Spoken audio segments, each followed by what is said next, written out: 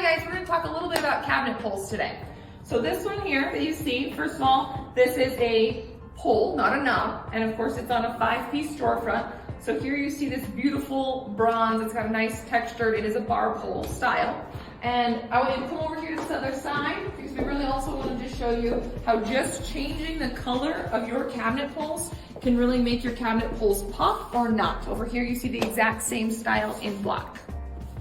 Here we're showing black edge pulls. So the nice thing about these, they attach either at the top, you can attach them at the side, but as you'll notice, there's no holes drilled into the face of your cabinetry. So if you ever wanted to change these out down the road, they're really awesome for that. They're also a pretty sleek, modern look. Here we've got some Schaub pulls. If you look closely, you can see how they're a little bit worn looking. These are bronze finish, but they just pair really nicely. They're nice and big to open. So again, if you have big hands, these would be a great option for you. Okay, right here we are showing a bronze cup pull. Again, this one's by Schaub in that living finish.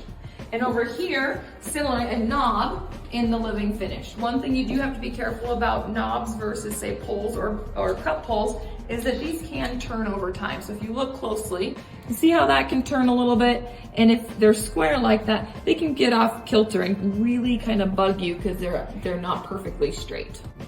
One question that comes up all the time is what size should my cabinet pulls be? So an easy one that we use, especially with drawer pulls, is the 1/3 rule. So here's a good example of that. Basically, your cabinet pull is about 1/3 the size of the total drawer box. Okay, so what I really want you guys to think about is how the finishing details, like cabinet pulls, really do help to articulate the style of your space, and you really want to be considerate of it because once you drill the holes in these, you're kind of stuck with those for some time. Okay, these are another bronze cabinet pull. These ones are custom made by a bars company out of Colorado. Again, you have the knob here, so it can turn a little bit, and then the pull down here, each with their own unique custom finish. Not a single one of them are alike. Here we're looking at an acrylic pull. Acrylic has become really popular because it kind of has that glass-like look. Think Cinderella's slipper. So very fun for offices or closets or even in your kitchen. All right, here we're going to talk about channel pulls. So you don't see any hardware on the front face of this cabinet, and yet I can easily pull this drawer right on out. That is because this is called channel pull. Okay.